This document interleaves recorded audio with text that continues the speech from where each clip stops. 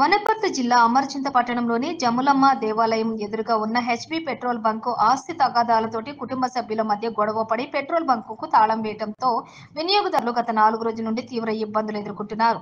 సంబంధిత అధికారులు చర్యలు తీసుకుని పెట్రోల్ బంకును తెరిపించి వినియోగదారులకు న్యాయం చేయాలని పలువురు కోరుతున్నారు. ఇక్కడ HP bunk Venkateswara filling station మేనేజర్ను. అయితే ఇక్కడ ఆమె మా ఓనర్ గారి మరదలు శరణ్య గారు వచ్చి ఆస్తి విషయంలో వచ్చి బంకును తాళమేసి పోవడం జరిగింది. ఈ దాదాపు 2 రోజుల ఈ యొక్క పబ్లిక్ ప్రాపర్టీని వాళ్ళ స్వ విషయాల కోసం తాళమేసి పబ్లిక్ను ఇబ్బందులకు గురి చేసింది ఆమె.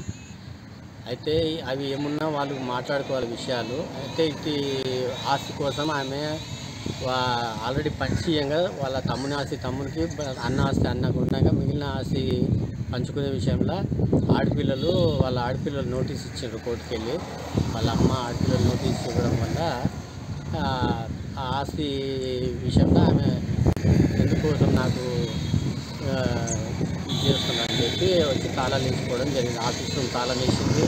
పంపులు మేము తాళాలు వేయంగా మేము పోయాం, పెట్రోల్ డీజిల్ పోయాం అన్నట్టు కూడా మేము వేసిన తాళాల మీద ఆమె మళ్ళీ ఒక తాళం వేసింది.